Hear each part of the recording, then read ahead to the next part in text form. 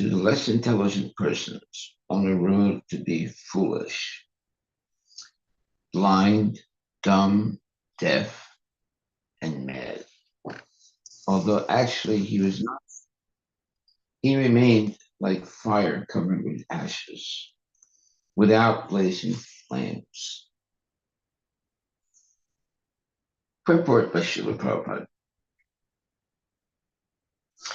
In order to avoid contradiction, botheration, and unfavorable situations created by materialistic persons, a great saintly person like Jadabharata or Utkala remains silent. Yeah, it's a very good strategy. The less intelligent consider such saintly persons to be mad, deaf, or dumb. Factually, an advanced devotee avoids speaking with persons who are not in devotional service. But to those who are in devotional life, he speaks in friendship, and he speaks to the innocent for their enlightenment. For all practical purposes, the whole world is full of non-devotees. And so, one kind of very advanced devotee is called Vajranandi. Those who are Gosji Anandi, however, preach to increase the number of devotees, but even such preachers also avoid opposing elements who are unfavorably disposed towards spiritual life. Okay, well, this is showing the proper way to preach. You have to be very careful.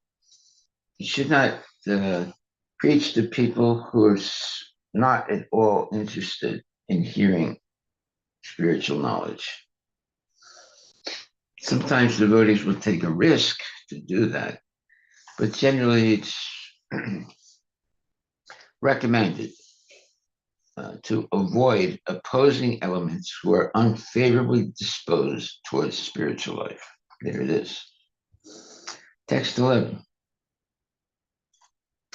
For this reason, the ministers and all the elderly members of the family thought Utkala to be without intelligence and, in fact, mad meaning crazy. Thus, his younger brother named Vatsara, the son of Brahmi, was elevated to the royal throne and he became king of the world. Purport by Srila Prabhupada. It appears that although there was monarchy, it was not at all an autocracy.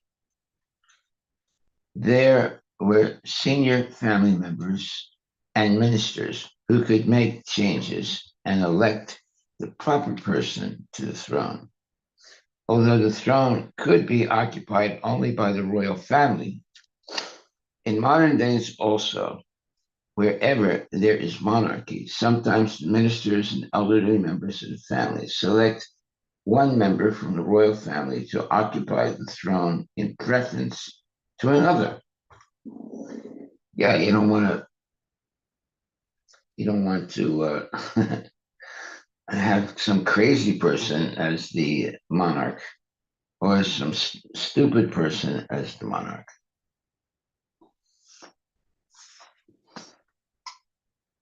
So when it says an autocracy, it means that okay, let's look up the definition of autocracy. It usually means, my understanding of autocracy is that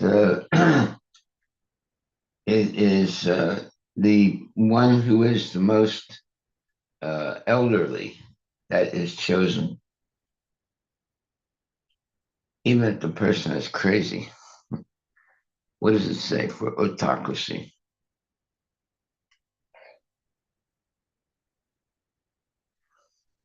Autocracy. Autocracy. A-U. Yeah. Tocracy.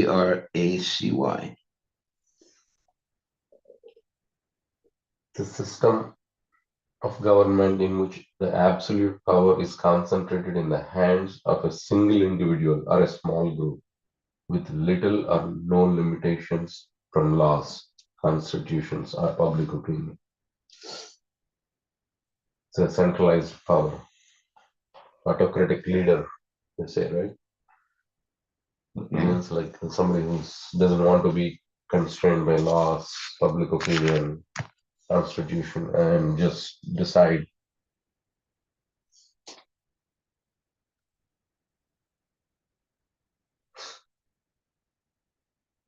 Right.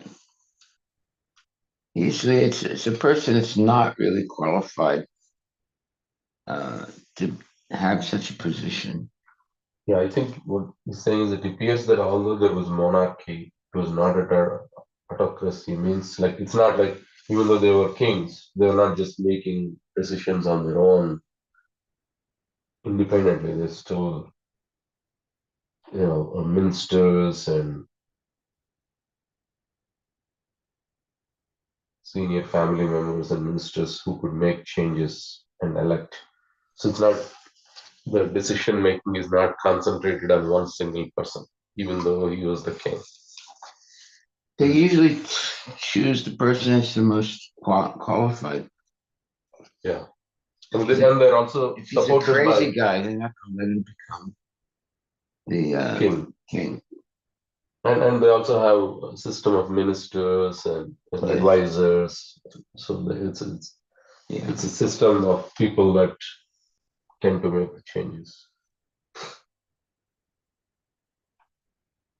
For this reason, the ministers and all the elderly members of the family thought Utkala to be without intelligence and, in fact, mad, meaning crazy. Thus, his younger brother, named Vatsara, the son of Brahmi, was elevated to the royal throne, and he became the king of the world. Yeah, that's why it says in the purport, it appears that although there was monarchy, it was not at all an autocracy. There were senior family members and ministers who could make changes and elect the proper person to the throne.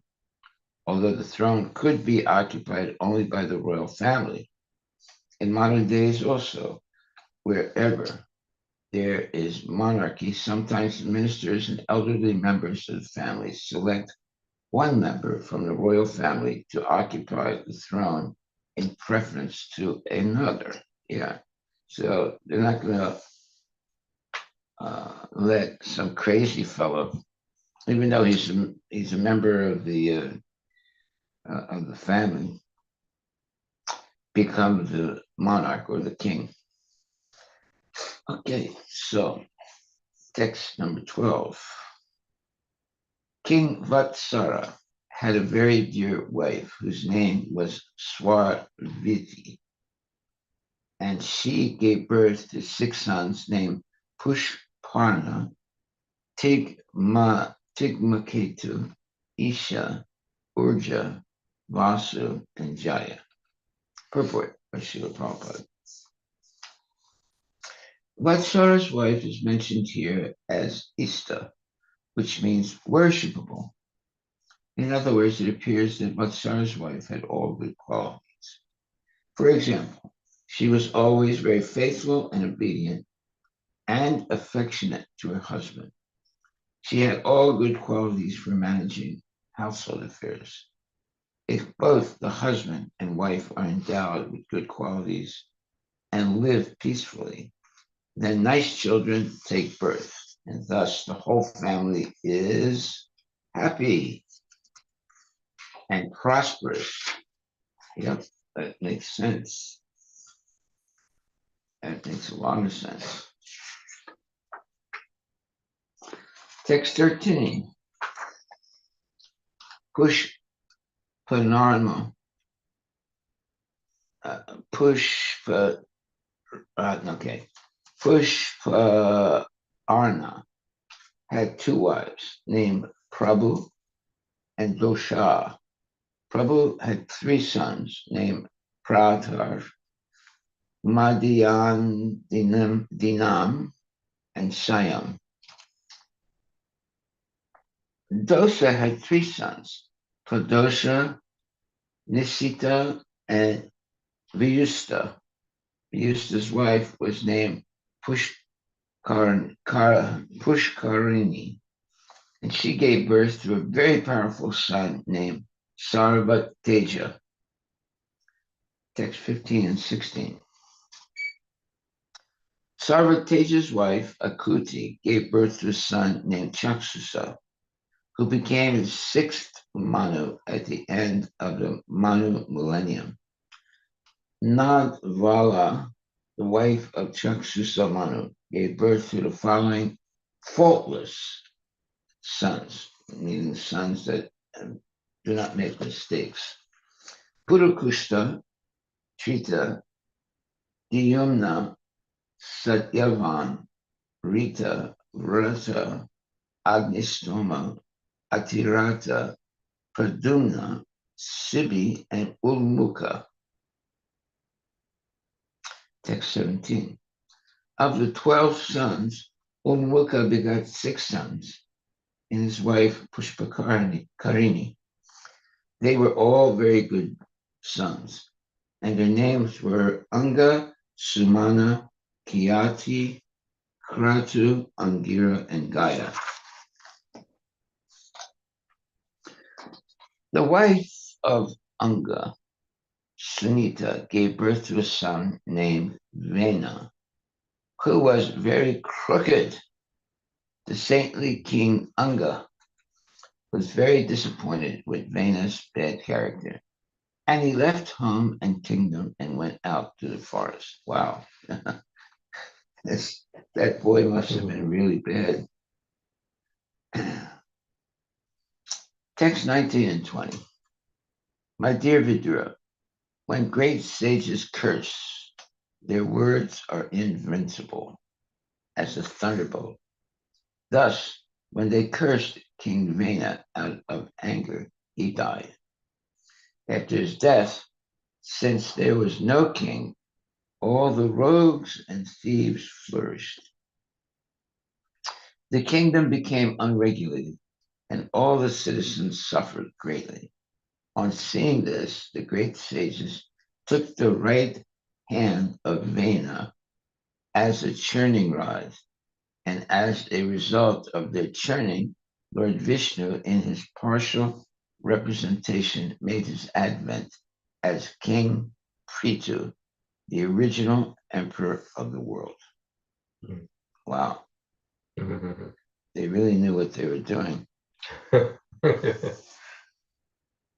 Yeah. So they took the right hand of Vena as his churning rod, and as a result of their churning, Lord Vishnu, in his partial representation, made his advent as King Prithu, the original emperor of the world. Purport by Srila Prabhupada. Monarchy is better than democracy. Whoa, that's Prabhupada's opinion. Because if the monarchy is very strong, the regulative principles within the kingdom are upheld very nicely. Yeah, so in other words, democracy is actually considered to be demon crazy. But if the monarch or the king is good, well, there's no reason to just, let him have 4 years or it's basically not based on the terms. Yeah. Yeah. Or 8 years, and that's it. If he's good, he should stay there continually. Monarchy is better than democracy. Prabhupada always believed that. Because if the monarchy is very strong, the regulative principles within the kingdom are upheld very nicely. Even 100 years ago in the state of Kashmir in India, the king was so strong that if a thief were arrested in his kingdom and brought before him, the monarch, the king would immediately chop off the hands of the thief. As a result of this severe punishment, there were practically no theft cases within the kingdom. Oh boy, that's good. Even if someone left something on the street, no one would touch it. The rule was that the things could be taken away only by the proprietor and that no one else would touch them. In the so called democracy, wherever there is a theft case, the police come and take note of the case, but generally, the thief is never caught, nor is any punishment offered to him. As a result of the incapable government at the present moment, thieves, rogues, and cheaters are very prominent all over the world. Well, yeah. And uh, today in Seattle and uh, basically in the United California, States, uh, a thief that steals less than $1,000. $1,000 is not really prosecuted. Uh, and that's a very bad thing because the thieves, knowing this, they can get away with $1,000 less, $1,000 merchandise or different things. They might get caught, but they're let free rather easily. That only let's say uh, helps thieves thrive because they know that they're not going to be prosecuted if the crime is less than $1,000. That's terrible, really terrible. Okay, so however, in the Vedic times, if a thief were arrested in the kingdom uh, and brought before him, meaning the king, the king would immediately chop off the hands of the thief. Wow, that's the king. As a result of this severe punishment, there were practically no theft cases within the kingdom. Even if someone left something on the street, no one would touch it.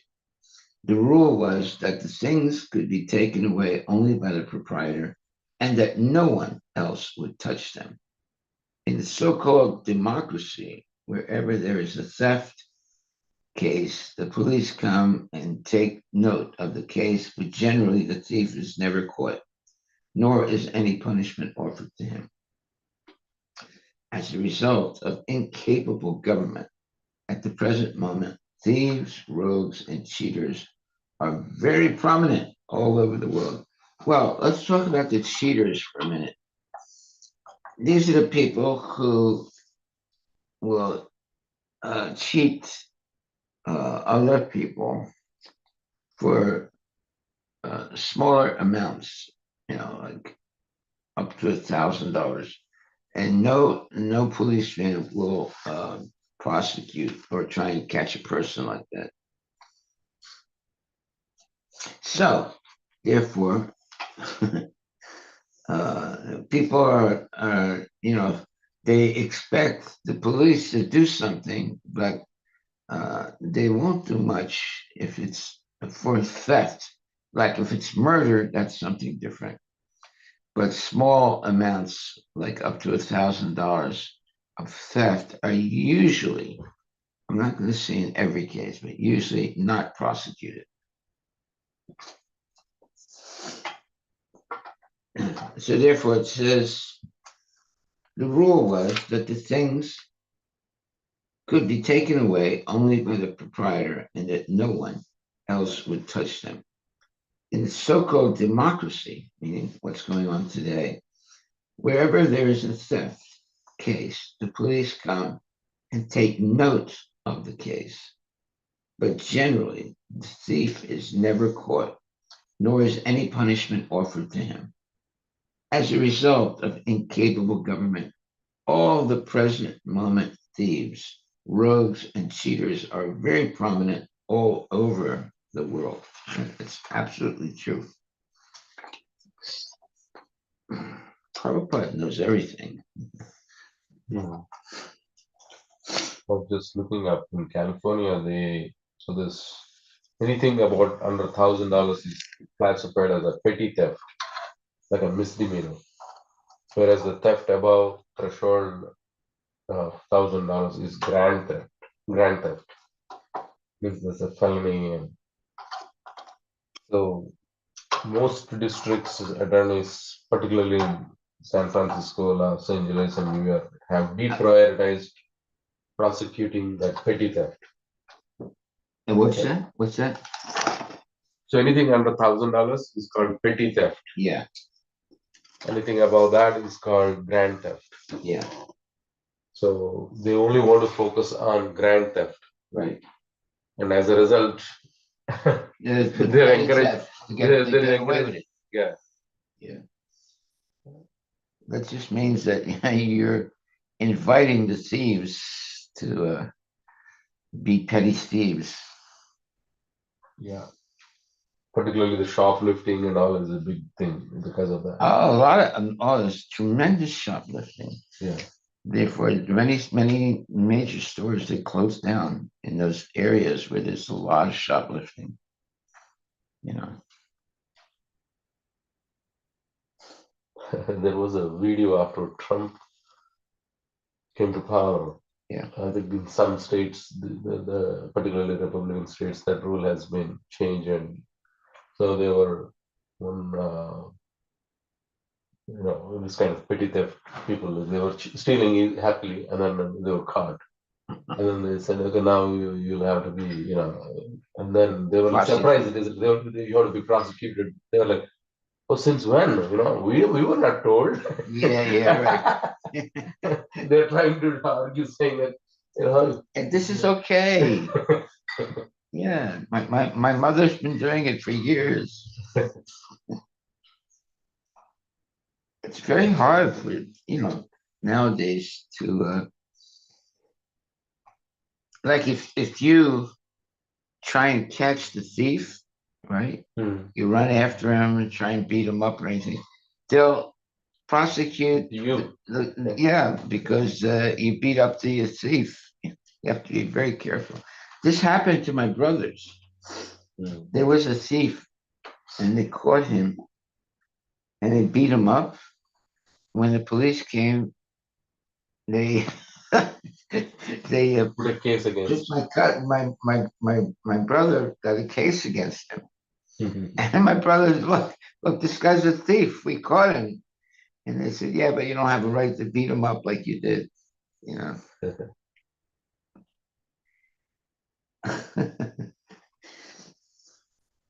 Okay, so now we go to text 22. Vidura also inquired, how is it that the great sages who were completely conversant with religious principles. 21, right? Oh, I'm sorry. It's 21? Should be 21. Oh, no, it's 22 then. Okay. Vidura inquired from the sage Maitreya, my dear Brahma. King Anga was very gentle. He had high character and was a saintly personality and lover of Brahminical culture. How is it that such a great soul got a bad son like Bina, because of whom he became indifferent to his kingdom and left it? Purport by Srila Prabhupada. In family life, a man is supposed to live happily with father, mother, wife, and children. But sometimes, under certain conditions, a father, mother, child, or wife become an enemy. It is said by Chanakya Pandita that a father is an enemy when he is too much in debt. A mother is an enemy if she marries for a second time. A wife is an enemy when she is very beautiful. And a son is an enemy when he is a foolish rascal. In this way, when a family member becomes an enemy, it is very difficult to live in family life or remain a householder. Generally, such situations occur in the material world. Therefore, according to Vedic culture, one has to take leave of his family members just after his 50th year, so that the balance of his life may be completely devoted in search of Krishna consciousness. Yeah, now I had a relative. Uh,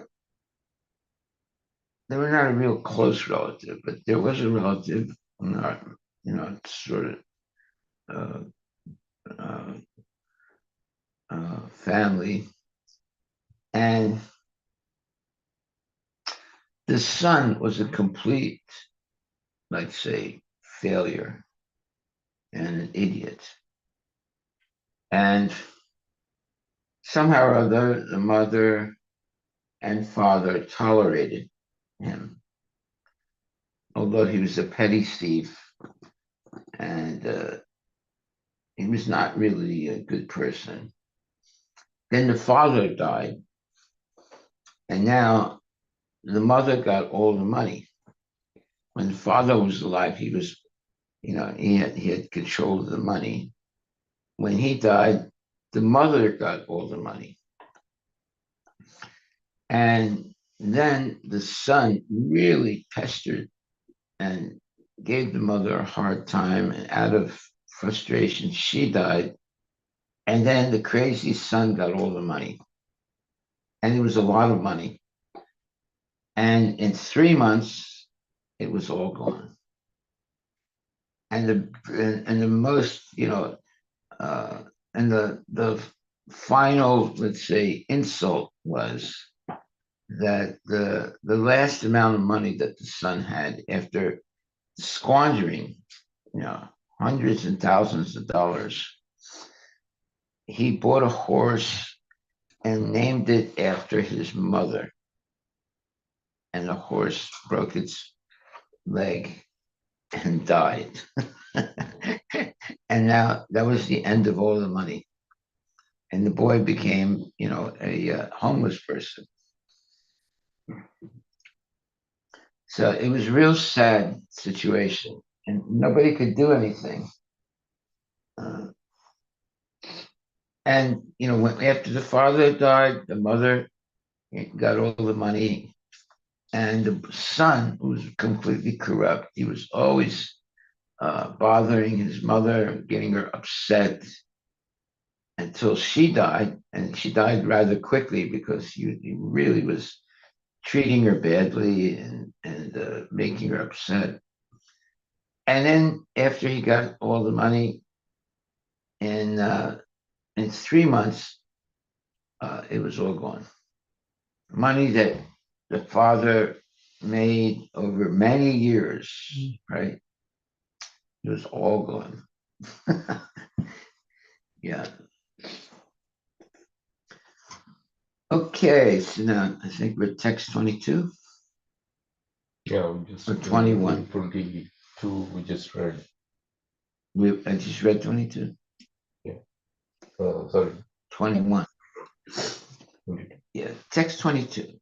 Vidura also inquired, how is it that the great sages, who were completely conversant with religious principles, desired to curse King Vena, who himself carried the rod of punishment, and thus awarded him the greatest punishment, Brahma Sapa. That one is curse. Is that what that means? Yeah. Okay. Purport by Srila Prabhupada. It is understood that the king is able to give punishment to everyone. But in this case, it appears that the great sages punished him, meaning the king. The king must have done something very serious. Otherwise, how could the great sages, who were supposed to be the greatest and most tolerant, still punish him in spite of their elevated religious consciousness? It appears also that the king was not independent of the Brahminical culture. Above the king was the control of the Brahmanas, and if needed, the Brahmanas would dethrone the king or kill him, not with any weapon, but with the mantra of a Brahma Sapa. What does Sapa mean? Curse. Oh, yeah, okay. The Brahmanas were so powerful that simply by their cursing, one would immediately die. Wow, just imagine how powerful they are. I had uh, there was a little bit of a distant relative, an older lady. She was always cursing people. Now, not that she was using foul language, but she was cursing them, to die or to get sick or something like that. So we would always avoid her, you know. She's a crazy lady.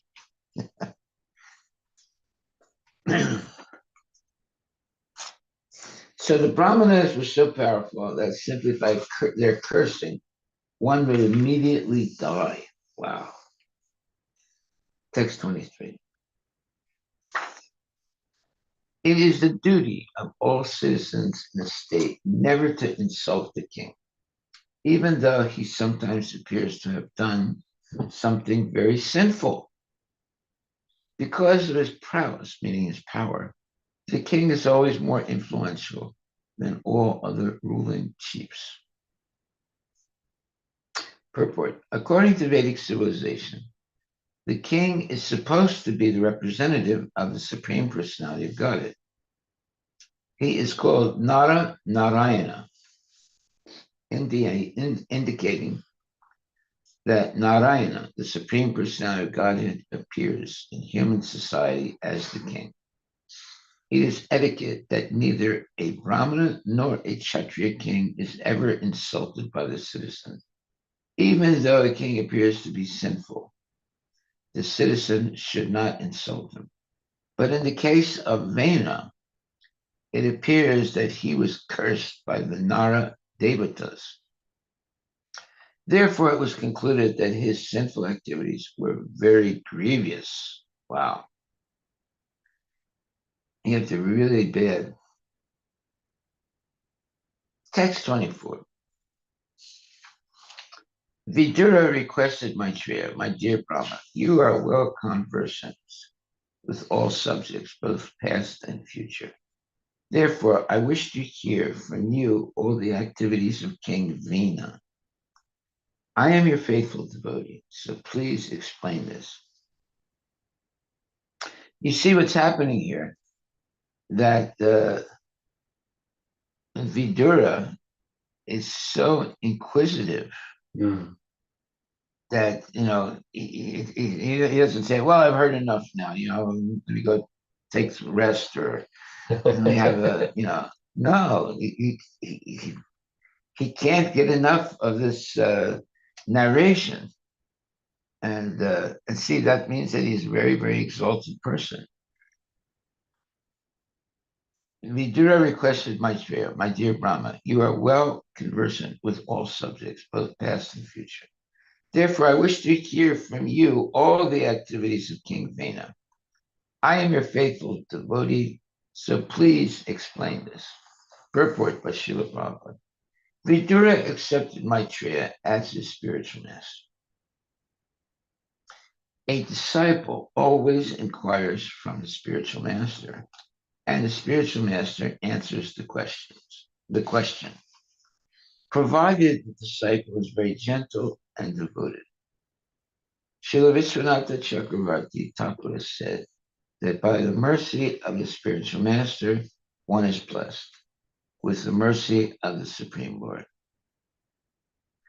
The spiritual master is not inclined to disclose all the secrets of transcendental science unless the disciple is very submissive and devoted. As stated in the Bhagavad Gita, the process of receiving knowledge from the spiritual master entails submission, inquiry, and service. So it doesn't say you have to be a pundit. No, you have to be submissive, have many questions, and offering service. Then that is the process for receiving knowledge from a bona fide spiritual master. Submission, inquiry, and service. If you don't ask any questions, you're not going to learn anything. But on the other hand, if you're not submissive, the guru is not going to answer any questions. Text 25. Maitreya Uvacha. Okay. Maitreya replied, my dear Vidura, once the great king Anga arranged to perform the great sacrifice known as Asmaveda, and all the expert brahmanas present knew how to invite the demigods. But in spite of their efforts, no demigods participated or appeared in that sacrifice. Wow, that's very interesting. Purport by Srila Prabhupada. A Vedic sacrifice is not an ordinary performance. The demigods used to participate in such sacrifices, and the animals sacrificed in such performances were reincarnated with new life. In other words, they died, they were killed, basically, and then they're reincarnated. That means that, and in this ancient time, there were animal and sometimes human sacrifices. There also were human sacrifices. But they were able to do those sacrifices because they could bring them back to life again. Then, when Kali Yuga started, they continued doing sacrifices, but they didn't have the same power as the Brahmanas did not have the same power of saying the mantras. And so the cows and the other, goats and things like that, in the sacrifice, they were all dead. And they couldn't bring them back to life. So then they said, oh, well, wait a minute, this is prasad. So that's how this meat eating became prominent amongst brahmanas. Whereas previously, the animal would be sacrificed. But then the brahmanas had the power of mantra to bring them back alive, right? But then in Kali Yuga, they continued doing the same sacrifices, but they ended up with a dead carcass. And then they said, oh, well, this is prasad, and you can eat this. They didn't have the power or the purity to resuscitate a dead body.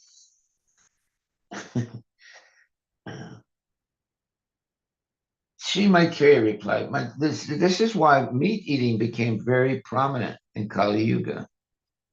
Previously, because they could bring the dead carcass back alive, there wasn't that meat eating. But in Kali Yuga, where the animal and human sacrifices are forbidden, previously they were not forbidden because the Brahmanas had the mantras and the purity of saying the mantras to bring back the dead person or the dead animal. But in Kali Yuga, they continued doing the same kind of sacrifices, but they didn't have the power of mantra. And but they said, okay, well, the cow is dead. Now you can eat it. And that's where all this, confusion and meat eating, brahmanas eating meat also. It all started then in Kali Yuga. Okay, so Vidura requested Maitreya, my dear Brahma, you are well conversant with all subjects, both past and future. Therefore, I wish to hear from you all the activities of King Vena. I am your faithful devotee, so please explain this. Purport by Srila Prabhupada. Vidura accepted Maitreya as his spiritual master. A disciple always inquires from the spiritual master, and the spiritual master answers the question, provided the disciple is very gentle and devoted. Srila Vishwanatha Chakravarti Thakura said that by the mercy of the spiritual master, one is blessed with the mercy of the Supreme Lord. Ah, that's very nice. The spiritual master is not inclined to disclose all the secrets of transcendental science unless the disciple is very submissive and devoted. As stated in Bhagavad Gita, the process of receiving knowledge from the spiritual master entails submission, inquiry, and service. There it is. Submission, inquiry, and service. Text 25. Shri Maitreya replied, my dear Vidura, once the great king Anga arranged to perform the great sacrifice known as Ashwamedha. All the expert brahmanas present knew how to invite demigods. But in spite of their efforts, no demigods participated or appeared in that sacrifice. Oh, that's bad. That means there's something really wrong. Purport by Srila Prabhupada. A Vedic sacrifice is not an ordinary performance. The demigods used to participate in such sacrifices, and the animals sacrificed in such performances were reincarnated with new life. In this age of Kali, there are no powerful brahmanas who can invite the demigods or give renewed life to animals. Formerly, the brahmanas, well conversant in Vedic mantras, could show the potency of the mantras. But in this age, because there are no such brahmanas, all such sacrifices are forbidden, meaning all types of animal sacrifice or human sacrifice. They used to have human sacrifices also. It's all forbidden. The sacrifice in which horses were offered was called Ashvamedha. Sometimes cows were sacrificed. Gavalamba, not for eating purposes, but to give them new life in order to show the potency of the mantra. In this age, therefore, the only practical yajna is Sankirtana yajna, or chanting of the Hare Krishna mantra 24 hours a day. So all these phony so-called sadhus or gurus that perform animal sacrifices, they're all forbidden in Kali Yuga. The only sacrifice that can be properly done is Sankirtan Yajna. No other sacrifices are bona fide in this age, especially animal sacrifices.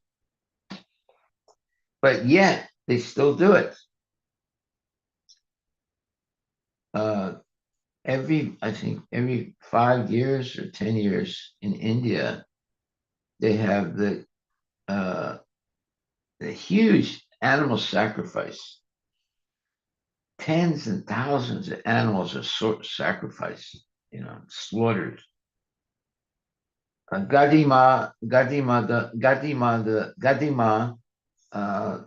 uh, Gadima, what do you call it? Festival. Yeah, Gadimai festival. Gadima, yeah. Gadima is another name of Kali. Thousands and thousands of animals are sacrificed. Uh, and then what happens is all the sacrificed animals that the people bring and pay to be sacrificed, all these big trucks come and they take all the dead animals to uh, uh, Delhi and sell them, sell them to the people to eat. So it's a big business. Right? The people come, they bring the animal, and they also maybe besides donating the animal to the brahmanas to sacrifice, they also give some money, and then the brahmanas they sell all the dead carcasses that are sent to Delhi and sold for meat. So it's like just a big business. Yeah. Okay. That's why in Kali Yuga, animal sacrifice or horse sacrifice is forbidden. But still, they do it. That's why there's so many problems in India and in other places where they do that. The Muslims also, they love to kill cows. And whenever there's, what's their big festival, Eid, the more cows they kill, they consider the more successful they are. So there was this one American guy. He was working in a company where there was a Muslim guy and a Hindu guy. So whenever there was Eid ceremony for the Muslims, the Muslim guy used to tell his coworker how wonderful the festival was because they killed so many cows, so many animals. Right? But when he was talking to the Hindu guy that worked with him, he was saying how uh, uh, they had a wonderful festival where they were worshiping the cows. So he got confused. The Muslims saying that God was very pleased because they killed many, many cows. And the Hindu is saying that they worshiped the cows and didn't kill them. Right? So he got confused because they're both Indians, right? But one is Muslim and the other one is devotee. Yeah, but that's still going on today. Okay, so now we'll go to text 27. O king. 26 one. Oh, 26? Oh, I'm sorry. Text 26. The priests engaged in the sacrifice then informed King Anga, O king, we are properly offering the clarified butter in the sacrifice. But despite all our efforts, the demigods do not accept it. Oh, that's bad, bad omen. Text 27. O king, we know that the paraphernalia to perform the sacrifice is well collected by you with great faith and care and is not polluted. Our chanting of the Vedic hymns is also not deficient in any way. For all the brahmanas and priests present here are expert and are executing the performances properly. Purport by Srila Prabhupada. It is the practice of the Brahmanas conversant with the science to pronounce a Vedic mantra in the right accent. The combination of the mantra and Sanskrit words must be chanted with the right pronunciation. Otherwise, it will not be successful. In this age, the Brahmanas are neither well versed in the Sanskrit language nor very pure in practical life. But by chanting the Hare Krishna mantra, one can attain the highest benefit of sacrificial performances. Even if the Hare Krishna mantra is not chanted properly, it still has so much potency that the chanter gains the effect. Wow, Haribol.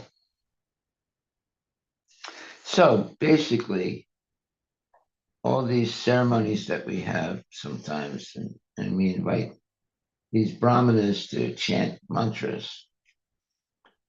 The only mantra that can be properly chanted in this age is the Hare Krishna mantra. So even if we never chant all these other mantras, but we just chant Hare Krishna, Krishna is pleased because this is the Maha mantra. Uh, for example, Haridas Thakur, did he chant a lot of mantras?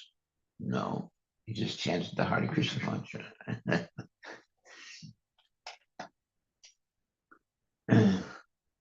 So we have to understand that in Kali Yuga, that's the age that we're in now, the only mantra that can be said properly is the Hare Krishna mantra.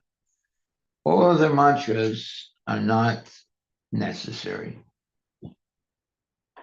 But still, even in ISKCON, we have our pundits. They'll chant all different mantras, but actually, it's not necessary. You just chant the Hare Krishna mantra, and that is the Maha mantra, the great or the greatest mantra for salvation from the cycle of birth and death.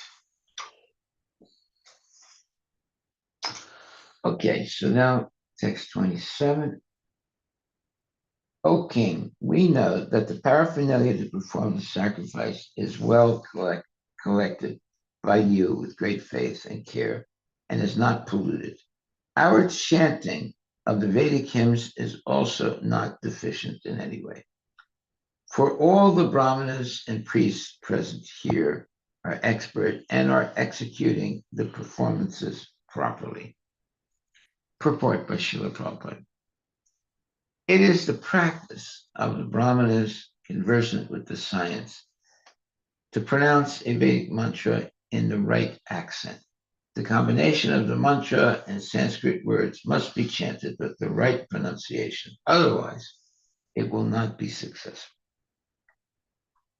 In this age, the brahmanas are neither well versed in the Sanskrit language nor very pure in practical life. But by chanting the Hare Krishna mantra, one can attain the highest benefit of sacrificial performances. Even if the Hare Krishna mantra is not chanted properly, it still has so much potency that the chanter gains the effect. Here it is. It's very important. Therefore, we don't have to chant all the mantras. That there was this one Hindu gentleman many years ago. He would come and he had this big mantra book,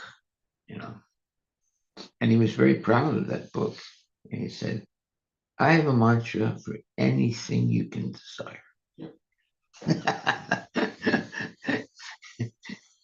He said, I have a mantra. You want to get married? I have a mantra for that. You want to put a curse on someone? I have a mantra for that. You want to make a lot of money? I have a mantra for that. I got a mantra for anything. And it was a big book like that. Yeah, he was a nonsense guy. A nice guy, but he would always be there in programs. I don't know where he is now. Yeah.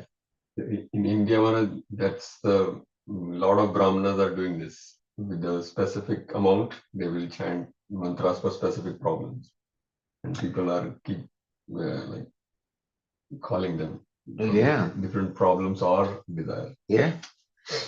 So one time there was uh,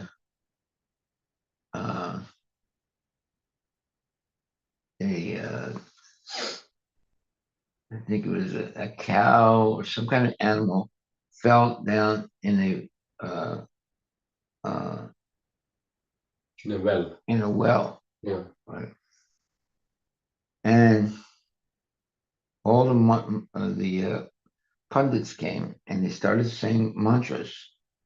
They chanted about 6 or 10 hours, right? Then they left, right? So one guy said, "Well, they chanted the mantras, but now who's going to go down into the well and take and get the dead animal out?"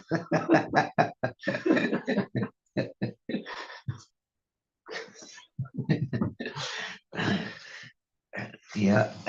That happens.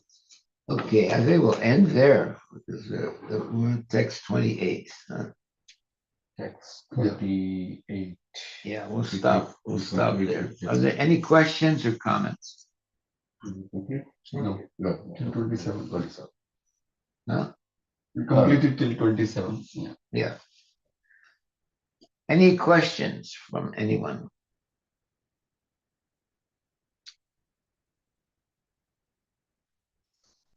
Okay, no questions. We need to see. Okay. Online, any questions?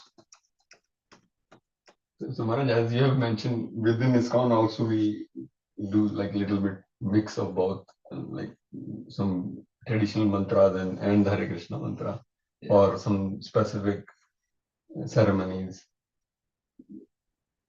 So how we have like more like faith on it, like the what Prabhupada just said in this one, purport like strongly following it. Well, the answer is here in text 25. Prabhupada says, therefore, the only practical yajna is Sankirtan yajna, or chanting of the Hare Krishna mantra 24 hours a day. There it is. So if anyone asks you this question, you say, well, here it is. Canto 4, chapter 13, text number 25. The only practical yajna is Sankirtan yajna, or the chanting of the Hare Krishna mantra 24 hours a day. Well, that's what Haridas Thakur did, right? He was only chanting the Hare Krishna mantra. He wasn't chanting all the different mantras. So that should be our, that should be the hint. In this age, therefore, the only practical yajna is Sankirtan yajna, or chanting of the Hare Krishna mantra, 24 hours a day. So that's what we should be doing. You don't need to chant all these other mantras. Just 24 hours a day. Hare Krishna, Hare Krishna, Krishna Krishna, Hare Hare, Hare Rama, Rama Rama. Very bold statement. Yeah. And if you say this in India, Maharaj, with regular brahmanas, they will not like They'll it. get angry. You know why they're getting angry? Because they're going to lose money. I think when Prabhupada started a temple, practically also this happened where all the other priests were doing all Yeah, this. they invited them, and devotees asked Prabhupada, why are all these brahmanas doing? He said, well, if we don't invite them, the people won't think that the sacrifice is proper. But after all the brahmanas finished chanting, then the devotees chanted Hare Krishna. Yeah. But we can we shouldn't fall into that trap thinking that we have to chant all those mantras. That even our pundits here, whenever it's a program, and we let them chant all those mantras. But the only mantra that's necessary, and the only one that's effective, that's actually the most bona fide, is the Hare Krishna mantra. So you can purify everything simply by chanting Hare Krishna. You don't need to chant any of the mantras. That's why it says here, in this age, therefore, the only practical yajna is Sankirtana yajna, or chanting of the Hare Krishna mantra 24 hours a day. Yeah, if I have to go to some program where some of the pundits are there, they're chanting all these mantras, I'm just have my hand in my bead bag and I'm chanting, not real loud, but loud enough that people right near me can hear.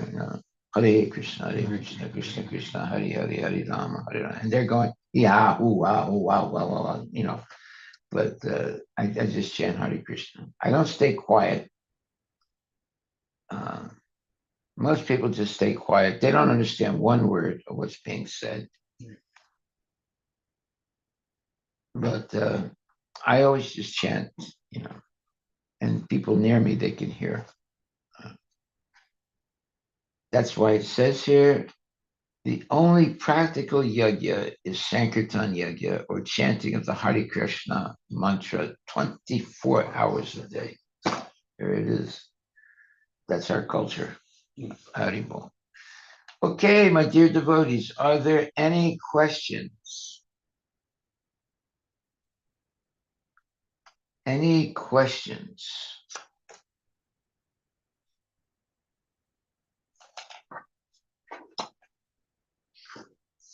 Any questions from the outside world? No raised hands. It is really good that Prabhupada is confirming things very clearly so that there is no 24 hours, he says.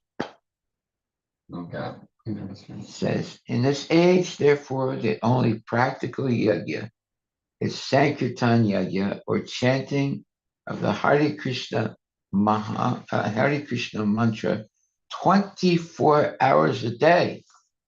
He doesn't say you have to chant this mantra, that mantra. You just chant the Hare Krishna mantra 24 hours a day. That's enough. That's the gospel truth, as they say, as the Christians say. It's the gospel truth.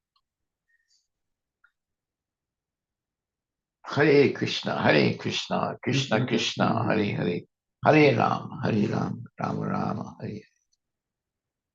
In this line, Maharaj Prabhupada has used the word practical as well. Only practical. Yeah, only practical. Yeah. Exactly right.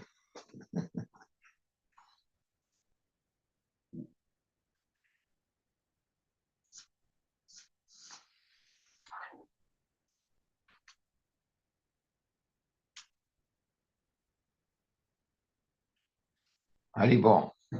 All right. Well, I guess we're at the end today. We'll pick it up tonight. All glories to Srila Prabhupada ki jai. So we'll start with text 27. 28. 28. Okay. Text 28. Good.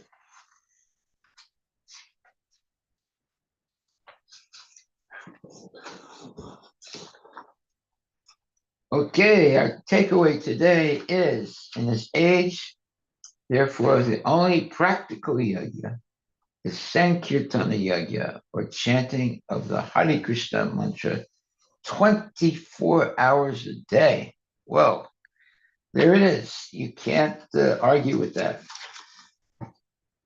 24 hours a day. Haribol. We should have a song, entitled 24 hours a day. Chant Hare Krishna. Haribol. Thank you very much. Now we know what to do. Sometimes people say, I don't know what to do. I don't know what to do. When in doubt, chant Hare Krishna. Now we know what to do. Always chant Hare Krishna. 24 hours a day. That should be our life. Hare Krishna, Hare Krishna, Krishna Krishna, Hare Hare. Hare Ram, Hare Rama, Hare Rama, Rama Rama. So Maharaj, it means we don't need to hire like these brahmanas for any different ceremonies because they will come and they will chant their specific mantras. So what we should do in like different ceremonies? Generally, it's a tradition to call brahmanas, and they will do some some specific mantras. So should we call them or should we not call them? Like, or should we It's just chant really not ourselves? necessary. It's really not necessary. But if you don't do it, then people think that the puja was not properly done. Whenever anybody invites me to do a puja, I only chant Hare Krishna, right? And I get them to chant also. It's not necessary. All those nobody understands what those mantras are anyway. Who knows what the pundit is saying? So, and most of the mantras that they say are for karma kanda, for material benefit, not for spiritual benefit.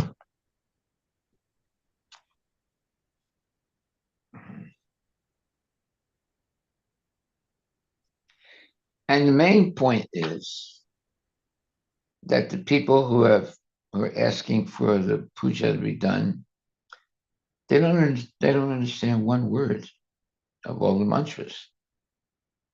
So the real purpose is not attained. The real purpose is to instruct the people, to let them know what the truth is about Krishna consciousness. So they don't get that. They just sit there and they give some money, and then they go back and continue their sinful life. Yeah, it's a waste of time, basically. Haribol, thank you very much. All glories to Prabhupada.